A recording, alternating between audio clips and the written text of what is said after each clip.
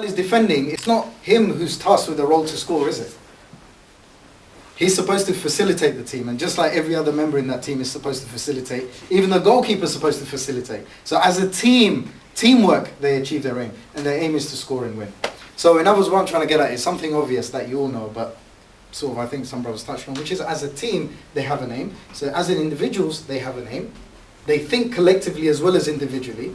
That's what I was trying to get at, that the two parallel thinkings going on. That he's got to think as a defender, I'm here, this is my role, but he's also thinking that as a team, this is what we want to achieve.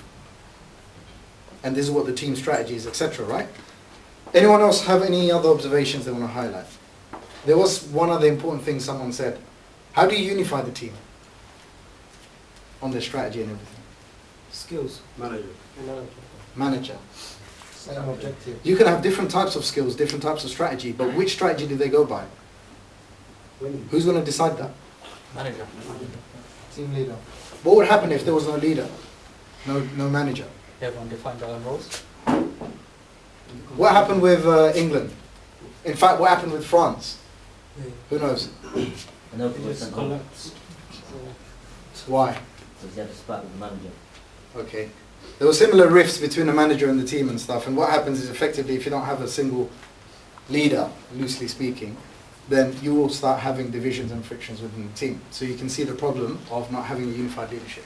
Right, so these observations, these points that I mentioned, thinking individually, knowing what your goal as an individual is, knowing that you are part of a wider collective block and therefore thinking collectively, not just individually. Individually is important, but thinking collectively is important.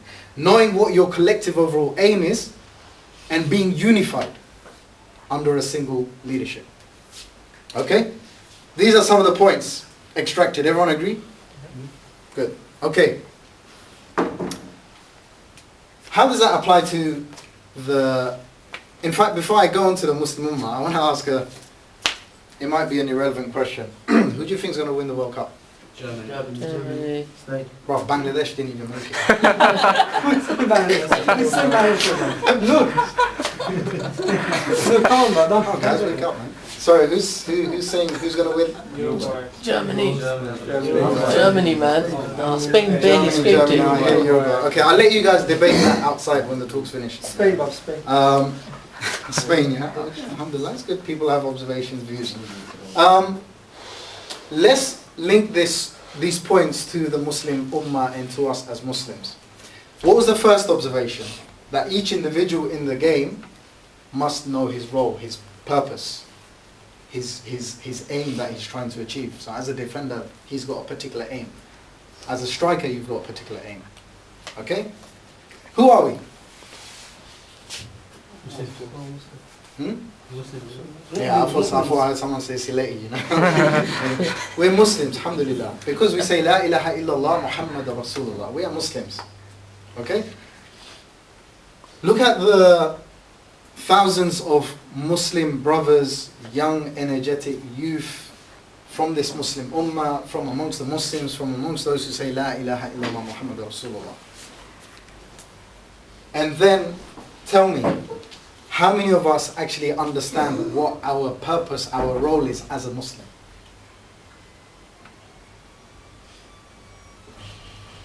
What did we say was the consequence of not knowing your role in the playing field?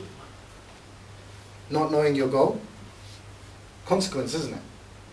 Because the defender failing, for example, not just affects him, it affects the wider team, right? Just bear that point in mind. As a Muslim, the first or one of the points I want to highlight is, if you don't know what your goal in life is, if you don't know what your role is, what do we think the consequences are? What are the consequences? Anyone? What is our role in life? Let's start with that.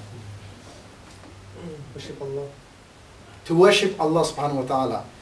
And what do we see our Muslim brothers, young brothers doing? Are they fulfilling that aim, worshipping Allah? Anyone? They worship two-pack. Two-pack. Okay, some of them are worshipping with two-pack, or they want to be like 50 Cent. Anyone else? I was just walking down Cromer Street earlier on. You know, there's that stupid Bangladeshi Mela thing going on, yeah, in Regent's Park today.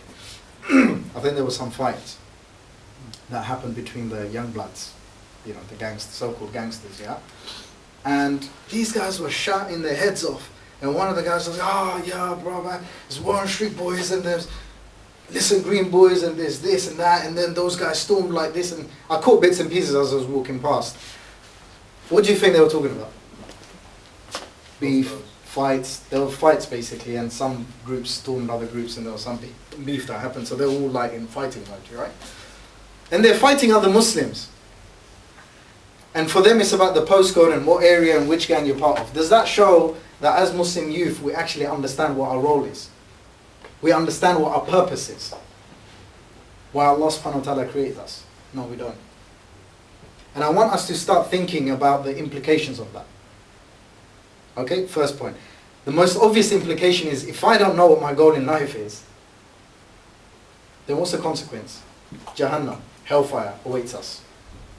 And that's an obvious discussion we should have with all the brothers out there, that look, if you don't know what your role is, look at a football game. Look at these World Cup games. Everyone's watching them, isn't it? They cuss a player if he's out of position, or they think, what the heck are you doing up there? And why is the striker coming so deep back into the defense area? And you know, people talk about, especially the analysts, right? You guys are, sorry, I didn't mean Parviz as an analyst, but I know you are, yeah? But, you know,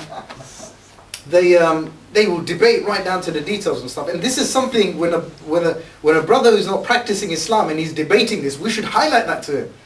Exactly, bro. Do you not see how stupid it is for a person to not know his role? Or for him to know his role, but step out of that role? And then apply that to his life and say, do you not have a role for which Allah created you? How stupid is it then for you to leave that role and play some other role? A role that shaitan whispered to you. A role that society and the people and the blind followers around you told you that your life is about enjoyment, about having fun. It's not about worshipping Allah. It's about being, being a servant to your animal desires. So that's the point we need to highlight to the brothers. And the consequences are obviously hellfire, Jahannam. Okay, let's move on to the next point. And young brothers here, please go away and think about this point. And put yourself out there amongst all the other boys and go and ask yourself, do I know my role? Do I know my goal in life? Or am I following the sheep? Or being a sheep, a blind follower, just like every other boys out there who are just going with the flow? And just think about that football game. Next time, next match is coming up, Germany versus Spain. Watch it, sit down and just have a think about each player's role. And moving out that role and not knowing his role and how stupid that is. That's exactly how stupid we are then if we're not fulfilling that role. Moving on to the next point. Is it important to think collectively?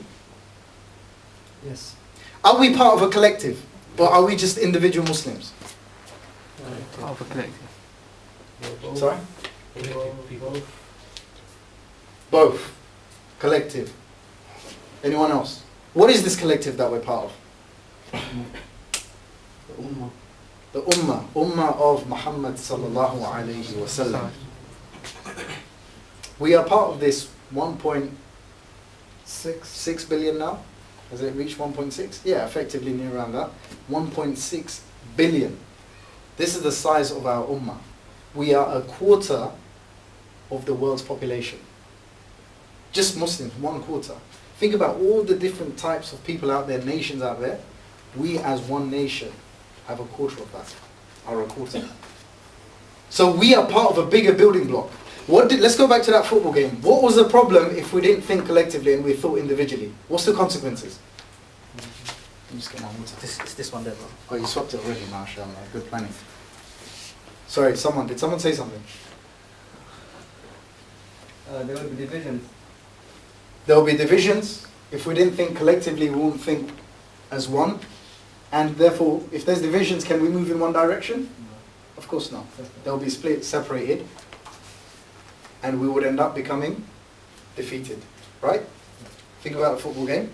Apply that to the Muslim Ummah today. How many times have we heard, when we start saying, brother, we are part of a global Ummah? Muhammad sallallahu alaihi wasallam in a hadith, he said that the Muslims are like one body. If one part of the body feels pain, the rest of the body responds with sleeplessness and fever.